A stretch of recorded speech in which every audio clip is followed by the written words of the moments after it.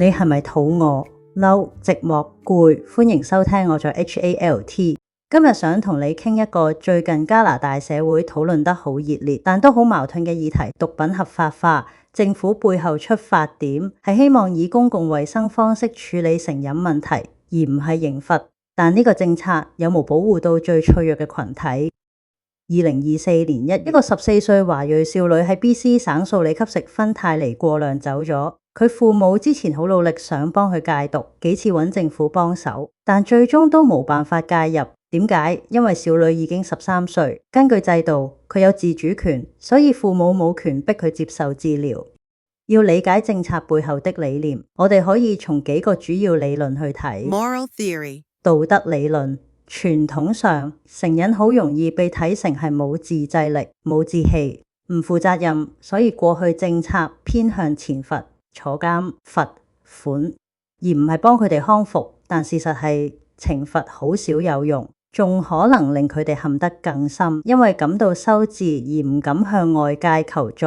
加拿大政府逐漸反思呢種純粹責怪懲罰嘅方式真係有效咩？ Disease theory，疾病理論。依家醫學界主流認為成癮係一種慢性疾病，唔係道德問題。例如濫藥會刺激腦入面嘅多巴胺系統，成為一種習慣性依賴，就好似糖尿病咁，係要靠持續醫治，而唔係靠講道理就戒得甩。所以自由黨傾向用 harm reduction 減害概念，例如安全注射屋，提供戒毒資源，令吸毒唔再等於被社會放棄。Genetic theory，遺傳理論。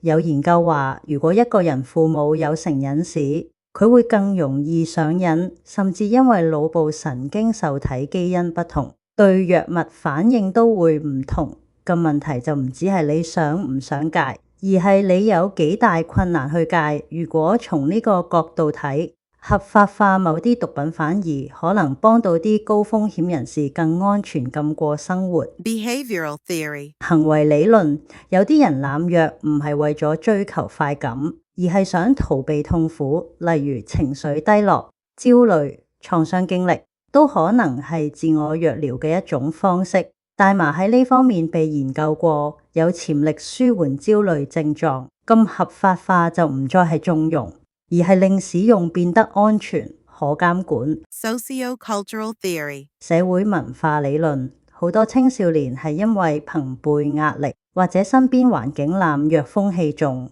先開始試毒，又或者係生活條件差，冇資源求助。自由黨推行合法化其中一個目的，就係打開個話題，讓社區可以公開討論，而唔係令大家繼續喺地下世界默默沉淪。政府鼓勵青少年自主選擇，但13、14歲真係有足夠判斷力去決定自己要唔要戒毒，尤其喺情緒唔穩、被藥物影響，甚至創傷嘅狀態下，佢哋嘅選擇係咪真係自主？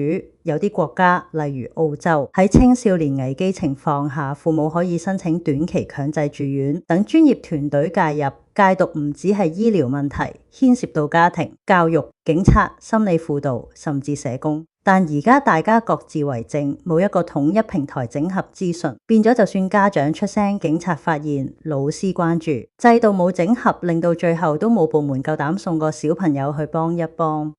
可能你未必完全同意毒品合法化，但如果你願意用多啲角度睇成癮，你會發現背後係一個社會面對創傷、自我療緩、制度選擇嘅過程。政府政策本意係減害，但如果制度缺乏彈性，缺乏危機干預點，最終可能變成對毒品文化嘅縱容。多謝你收聽我在 HALT， 下集見。如果仲有下集嘅話，